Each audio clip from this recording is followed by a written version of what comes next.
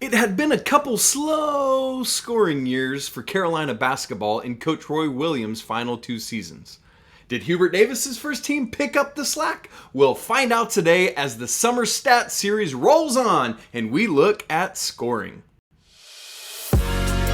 You are Locked On Tar Heels, your daily podcast on the UNC Tar Heels, part of the Locked On Podcast Network, your team every day. Hey there, it's Tuesday, July 26, 2022. Welcome into the Locked On Tar Heels podcast, the only daily North Carolina show out there. I'm your host, Isaac Shade, and I want to thank you for making Locked On Tar Heels your first listen or your first watch every single day. Please don't forget that the show is free and available anywhere you get podcasts, so go ahead, subscribe right now, and for those of you watching, smash the like button and leave some comments on your thoughts as we go through the show today. A bit of housekeeping on Friday of this week. We are going to do a mailbag show, the first ever mailbag show that I have done for Locked On Tar Heels. So would love for you to submit questions. You can do that on Twitter or through email, lockedontarheels@gmail.com. Great questions are already rolling in, so make sure to get yours in as well. This is, in fact, our second week of the Summer Stats series where we look back at a certain statistical category for last year and look ahead to what that will mean for the upcoming Tar Heels. Last week, we looked at 3-point percentage. Go back and watch that if you missed it. And today, we are talking about scoring. Speaking of which, every Tuesday when we look at these, it's Trivia Tuesday! And so today's trivia question is this. It's a 3-part one. As always, it is going to have something to do with today's stat that we're talking about. So, 3-part question. Here we go. 4 Tar Heels averaged double digits in scoring last year. My question is this. Again, 3 of them. How many times in the Roy Williams era did 5 Tar Heels score in double digits? What were those years, if any? And who were the players, if it happened? The answer to that coming up heading into the last section. Again, how many times in the Roy Williams era did 5 players average double digits in scoring? What were the years and who were the players? Let's see if you can get it right. Let me hear it in the comments. Okay, so to start our conversation today about scoring, we're going to look at what some of the individuals did last year, starting with a look at points per game.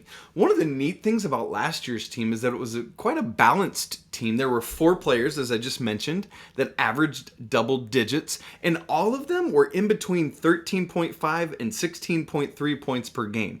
So really bunched up together. That was Armando Bacot at 16.3 points per game.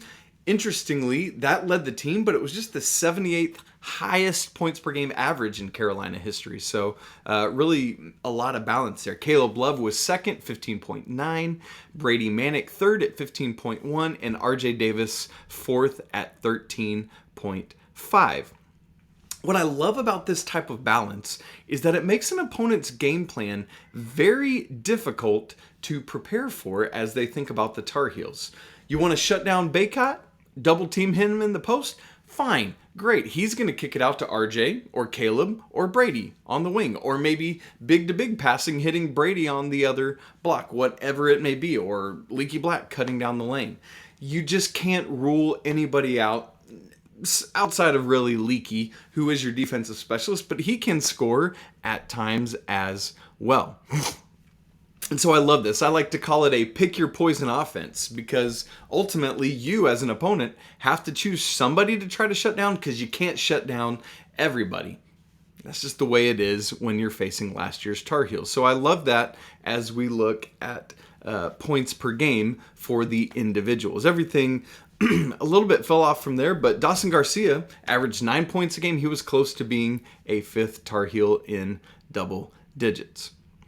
What about totals? Here it was something cool. Like you might remember, last year was the first ever year that Carolina had 3 different people make 60 or more 3-pointers. Carolina fell just shy of having 3 different 600-point scores. That's insane. So Armando Bacot led the way with 635. Caleb Love had 621. And Brady Manek, just 11 points shy. He had 589 points, just shy of hitting 600. What's cool, though, is all three of those totals are in the top 50 for a single season total scoring for a Tar Heel. Bacot was 24th all-time in single season scoring, Caleb Love 29th, and Brady Manek just making that top 50, coming in at 49th. And so when we look at those totals, Carolina was scoring in bunches, particularly those three guys at the top. Excuse me. In fact, there were 5 different leading scorers last year. Armando Bacot led the way the most. He led the team 14 and a half times. I say and a half because he tied one game. Caleb Love led the team in scoring 11 and a half times, followed by Brady Manek 7 times, RJ Davis 3.5 times, and Dawson Garcia 2.5 times. Those ties, RJ Davis and Armando Bacot led the team with 15 points in the national championship game against Kansas, and then Dawson Garcia and Caleb Love each had 22 points in the game earlier in the season against Elon. And so, again, you have this balanced attack that can come at you in a bunch of different ways. And that is something incredible to think back about.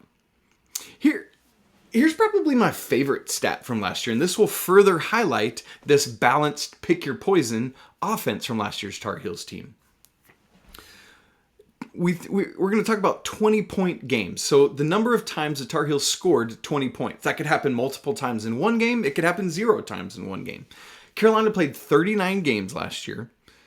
In those 39 games, they had somebody score 20 points 31 times. There were just 8 games where a Tar Heel didn't reach 20 points. Now, for context, there were 42 total times a Tar Heel did it. So obviously that means there were some games where multiple Tar Heels reached 20 points. In the 2019-20 season, this happened 27 times. In the 2020-21 season, just 7 times. So 34 times combined between the previous 2 seasons, and Carolina did it 42 times just this past season alone. Really, really cool. So 42 times last season, a Tar Heel scored 20 points or more. Caleb Love led the way with that. He scored 20 points or more 13 times, Bacot 11 times, Manek 10 times, RJ Davis 5 times, and Dawson Garcia 3 times. So that is really encouraging that anybody, like you had 5 different guys who popped off for 20 or more points throughout the season. Again, pick your poison. If you know that 5 different Tar Heels could go off like that, you got to guard that, and it's not close. Now, what about 30-point games? Obviously, that was much less, but twice last season, a Tar Heel reached 30 points, and in fact, it was exactly 30 points, and it was in back-to-back games. RJ Davis had 30 points in the Baylor game in the second round of the NCAA tournament, and then Caleb Love followed it up in the Sweet 16 by dropping 30 against UCLA. Crazy that those guys did that, and they're coming back to school. Unreal, insane. I wouldn't be surprised if we saw Armando Bacot get up to 30 points at some time this year. I'm surprised that hasn't happened. Speaking of Bacot, that's the highlight for me of individual single scoring last year, is that Armando scored his 1,000th point. He broke that barrier, broke into the top 50 in UNC history. He's currently sitting at 1,301 points, which is 46th all-time for a Tar Heel, and obviously that's going to just keep growing. So as we look at the individual scoring things that happened last year for the Tar Heels, lots of good moments, lots of blow-up moments. But how did the Tar Heels do as a team? How did Hubert Davis's first team stack up against the 18 Roy Williams teams in the scoring column? Let's just say there's a little bit more room to grow. More on that in just a moment, right after I tell you about Built Bar. As has happened in the past, Built Bar has actually sent me some samples recently. And so right here I have Built Cookie Dough Chunk Puffs, and I have Built S'mores Puffs. So right now, live, just like I've done before, I'm going to sample one of these. I'm going to put them behind my back, pick one out, and that's the one I'm going to eat. Let's see which one it is. The Built S'mores Puff. So let's open it up, see how this guy tastes, and then get to share that with you. Okay, first looks at it, for those of you listening, I'm going to describe it. It's covered in 100% real chocolate, just like all of Built's Puffs are. Man, dark chocolate, that looks great. It's got some, the graham cracker crumble on it so that it can be s'more related, and obviously there's going to be marshmallow inside. So let me take a bite of this and share with you my thoughts. Oh man, that's rich chocolate. That's so good. Mixed with the marshmallow inside and the graham cracker. I really like that. Man, I gotta get finished recording so I can eat the rest of that puff. S'mores Puffs, gotta go get them right now. Go get it today. Let me remind you that all Built bars are made with collagen protein, which your body absorbs more efficiently and provides you tons of health benefits. And remember, the best part about these puffs is, of course, they taste amazing, but you can enjoy them guilt-free because they're actually good for you. It's the perfect treat when you've got a craving, you need to satisfy your sweet tooth. If you don't want the mess of a real s'more, you can go and eat this. Great source of protein. So, go to Built.com, order you some of these puffs right now, the cookie dough chunk or the s'mores chunk, the s'mores puffs. You won't regret it. While you're there, use promo code LOCKED15 to get 15% off your order. Again, that's promo code LOCKED15 for 15% off at Built.com. You know what? I need to check my teeth, make sure I don't have any chocolate in there. Oh yeah, that's good. We can roll on, friends. So we just talked about individual scoring. Now let's talk about team scoring from last year. Hubert Davis's first ever team. How did they do? Well, I think something to just be aware of is they're not running as much as Roy Williams' teams often did. And so I think you can naturally expect a little bit of a decline in the scoring average. But what's that going to look like going forward? Because, of course, once again, we have a small sample size. So last year, Carolina averaged 77.9 points per game. As opposed to their opponents, they held them to 71.3 points per game. That's a margin of plus 6.6 points more for the Tar Heels. You'd love to see that margin be in the plus side, but how does that compare kind of historically? It's hard to know. Is that good? Is it bad? Without looking at some context. So let's look back at Roy Williams' 18 teams. We could obviously get all the way back into Dean Smith and all that, but just for some recent context. So from a season-long scoring margin standpoint, as compared to the Roy Williams era, this plus 6.6 is a lower scoring margin than all but 3 of Roy Williams' teams. And without too much trouble, if you're a Carolina basketball fan, you can probably guess at what 3 teams those were. 2009-10, the season right after the 2009 National Championship.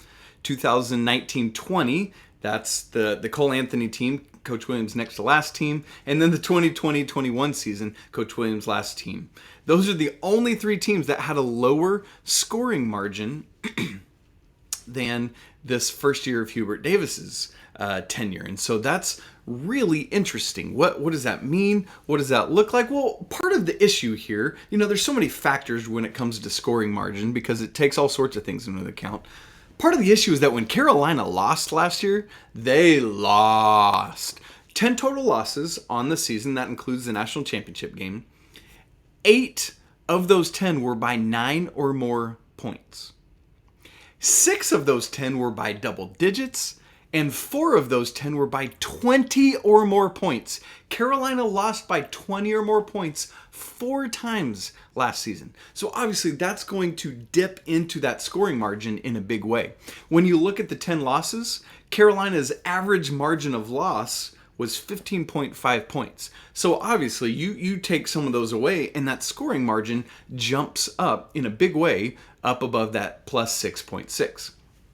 Another reason that scoring margin is as low as it was is, keep in mind, I know there's some recency bias, but Carolina had a lot of struggles for the first third to 2/3 of the season. I have been using the Pitt home loss as the demarcation line for the rest of the season. So if you start the season looking at scoring margin from the game immediately following the loss to Pittsburgh, that's at Virginia Tech, is that very next game. Carolina had 13 more games last season. 5 more regular season games, plus the ACC and the NCAA tournament. So that is 13 total games. The scoring margin over that stretch jumps from 6.6 up to 9.31, a much better scoring margin. However, it's still just kind of average as compared to Roy Williams teams. Even the final 13 games of last season would have ranked. Roy Williams had 18 teams, literally smack dab in the middle. There were 9 teams that scored, had a higher season scoring margin, and 9 teams that were lower. And so yes, the 13 game stretch through the end of the season was solid, but still, it was not anything in the double digits or anything similar to what some of Roy Williams' best teams did. And we'll get to that in a little bit as well to talk about it. All that to say, the scoring margin needs to grow. It needs to get better. Now, what about the scoring themselves, just for Carolina compared against Carolina? Not looking at scoring margins, but just the scoring average for the team. If, once again, we look at Roy Williams' 18 teams, Carolina scored, again, 77.9 points per game.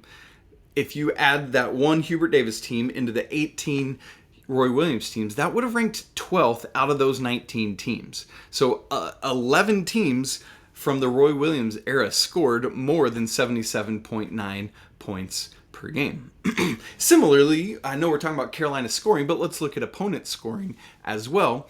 They allowed 71.3 points per game, did Carolina last year. They actually fall in that exact same rank. If you add the one Hubert Davis to the 18 Roy Williams, last year's team would have ranked 12th in opponents' scoring average. And so you want to see both of those numbers change. The Carolina average grow and the opponent's average shrink. Maybe the Carolina number above 80, the opponent number under 70. Now, when we look at single game totals, part of this plays into what we're looking at too, with this scoring margin not be as high, the scoring average not be as high. Carolina only scored 100 points once last season. And that was exactly 100, not above it. That was, thankfully, it was against NC State, and so you love to see that against a rival. But in fact, in the past 3 seasons, Carolina has only scored 100 or more points twice. That is not typical. The year before that, the 18-19 season, Carolina scored over 100 points or more 6 times. That's more like a Carolina basketball team. So last year's team just wasn't explosive, or they wouldn't get above that century mark. And you can't blame that on, hey, the starters came out and the bench players couldn't get up above 100, because as we all know, Coach Davis leaned very heavily upon his starters, and plus Puff and Dontrez, some of that action. And so Carolina just last year was not the scoring juggernaut that they have been in the past. Now, again, they definitely rose above where they had been the previous 2 seasons, and so that's part of it, is you've got a lot of similar personnel doing what they're doing. You're changing kind of a game plan, going from 2 big lineup into a 1 big lineup with a stretch 4, and so that there's a little bit of a learning curve. So once again, we're going to have to wait and see what Carolina's team scoring can do in year 2 of Hubert Davis. In fact, how does this all shape up for the upcoming season? We've looked at individual scoring. We've looked at team scoring. How's it going to turn into? The answer coming up right after I give you the answer to the Tuesday trivia question. Okay, so the Tuesday trivia question, you recall, was this. How many times in the Roy Williams era did 5 different players average double-digit scoring? What were those years, and who were the players? You think you got it? If you haven't already, stop right now. Leave your answer in the comments. If you're listening, say it out loud, write it down, send me a tweet, something of that nature. All right, drum roll. Here's the answer. 3 times in the Roy Williams era did 5 players average double-digit scoring. It's interesting. They all revolved right around national championship seasons. 2 of them were national championship seasons. 1 of them was the year immediately following a national championship season. So the first time it happened was 04-05. Sean May, Rashad McCants, Jawad Williams, Ray Felton, and a non-starter, Marvin Williams, all averaged double digits scoring. Jack Emanuel was the lone starter who didn't, kind of similar to like Leaky Black type role on the current roster. 08-09, all 5 starters averaged double digits, led by Tyler Hansborough's 20.7, Ty Lawson, Wayne Ellington, Danny Green, and Deion Thompson all averaged double-digit scoring. And then the most recent example was not the 2017 National Championship team, but the very next year, interestingly enough. Joel Berry led the way at 17.1, Luke May right behind him, 16.9, Cam Johnson, Kenny Williams, and Theo Pinson barely got in, averaging 10.3 points per game. Again, last year's team came really close. 4 of the 5 starters, minus Leaky, and then Dawson Garcia averaged 9.0 points per game. Be really interested to see what this year's iteration does. And with that in mind, we get into talking about the 2022-23 scoring expectations, both as individuals and as a team. So first we have to look at, what does Carolina lose off of last year's team? Well, we just talked about one of them, Dawson Garcia, and his 9 points per game. Kerwin Walton averaged 3.4, and Anthony Harris averaged 2.6. So you lose those 3 guys to transfer. That averages out to right at 15 points per game. And then to graduation, obviously, Brady Manek, you lose a starter. This is your biggest blow because you lose him and his 15.1 points per game that he averaged. All told, Carolina is losing 30.1 points per game out of their 77.9 points per game that they averaged as a team. On the other hand, let's look at what returns, because keep in mind, as we talked about last week, Carolina is one of the best teams in the nation this year at returning its roster, at least mostly intact, which is almost impossible to do in this era. And so what returns? This pick your poison offense. I expect Caleb Love, RJ Davis, Armando Bacot to all average double digits again. I would expect that Pete Nance will average double digits. I don't know that he'll get to Brady Manek's 15. That would be phenomenal if he did, but I would expect him to definitely be in double digits in scoring next year. Does Leaky Black make a jump? We'll have to look at that. But in terms of everyone coming back, when you look at what Carolina lost, they returned 71.2% of their scoring. That's phenomenal. That's more than 2/3 of your scoring, just shy of 3/4 of your scoring from last year's national runner-up team. So Carolina is in great position with scoring. They returned 4 of their top 5. Brady Manek steps out, but everybody other than that were in the top 5. So the big question marks then are, what does Pete Nance do? I already said a little bit about that. My guess is that he'll average between 10 and 15 points per game. I think Love, Davis, and Bacot will take on the biggest chunk of the load next season.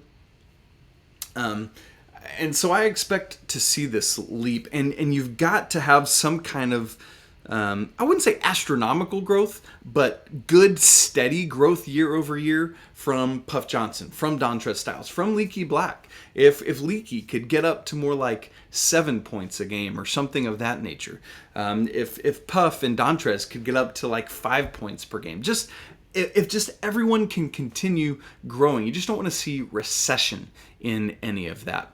What do the freshmen do? Can any of them come in and average 5-6 points a game? Can Seth Trimble do that? Can Jalen Washington, who is a multi-level scorer, do that? Can Tyler Nickel do that, who is a self-proclaimed 4-level scorer? What does any of that look like? As a team, Carolina needs all of that to come together so they can grow this scoring margin into double digits. As I said last year, it was plus 6.6. That just won't cut it if you're wanting to be the team that you were the last third of the season. That is what you really need to do all year long. But even then, that 9.31, I don't think is good enough. I think Carolina as a team has to have a scoring margin in the double digits. Let's look at Roy Williams' 3 national championship teams. You ready for this? 04-05, plus 17.7. 08-09, plus 17.8. The 16-17 team, plus 13.8. You had several other of the best Roy Williams teams that were in those mid to upper teams. The 12 team that lost Kendall Marshall to injury was at plus 14 in scoring margin. These are the types of things that this Carolina team needs to do. I think if they want to be that national championship caliber, they really need to get up to 14, 15 point scoring margin next season. Part of that is that they have to grow their scoring. The other part of it is that they have to do better defensively. Both those numbers were in the 70s next year. I think we got to see that those margins go out at both bookends. I have to imagine this team is going to grow in scoring. Again, if 77.9, let's call that 78 last year. That's just averaging 2 more points per game. That's 1 more made layup. That's 2 more made free throws. Again, I guess we have to admit that was a very good free throw shooting team. But if Armando Bacot could convert 1 more bucket around the rim per game, that's all that is to get your scoring average up into the 80s. Similarly, the defense is probably going to improve. You've got a 5th-year Leaky Black who's going to be just shutting people down. Puff Johnson is a great defender, going to take a leap there. You have to imagine that Caleb and RJ are going to be better defenders because they'll just have more energy because of the backup minutes Seth Trimble will provide.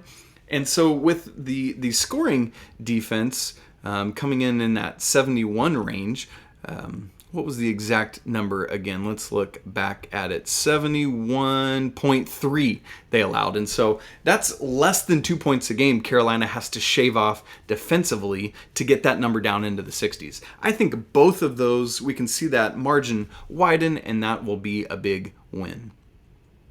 Part of that is this team knows and trusts each other another year's worth, right? You bring in the freshmen, yes, but other than that, you've got a really experienced and talented group coming back. You add in Pete Nance, but with everything he brings, his humility and wanting to play whatever role he can, you think that all blends together to be a team that scores more and defends and stops scoring more as well.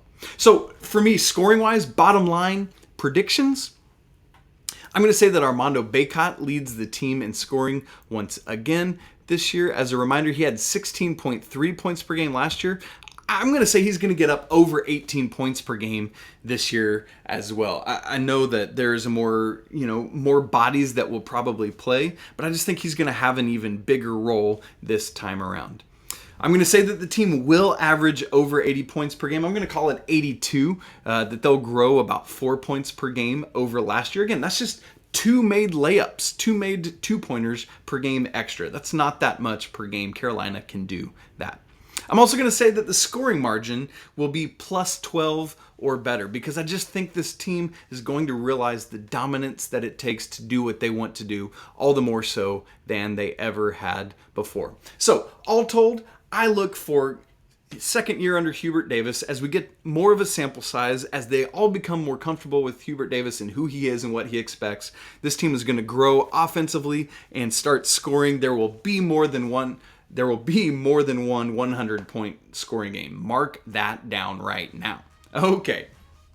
That said, that's it for today's episode of Locked on Tar Heels. Coming up tomorrow, Coach Pat Kilby and I look back at RJ Davis' sophomore year and preview what's ahead for junior RJ Davis. Man, appreciate you so much for joining me on today's episode of Locked on Tar Heels. If you haven't already, go subscribe wherever you're listening or watching. If you haven't already, smash the like button. Leave a great comment on your thoughts on what Carolina will do on scoring this upcoming season. You can follow the show on Twitter at Locked on Heels. Follow me on Twitter at Isaac Shade. Get more on the ACC by making Locked on ACC your second listen today. Host Candace Cooper and the local experts of Locked On take you around the conference in 30 minutes, 5 days a week. Hey, thank you so much for spending part of your Tuesday talking Carolina with me, talking about scoring. I mean, that's always fun. And boy, I can't wait to get back to it. You know why? Because it's always a great day to be a Tar Heel. Until tomorrow, peace!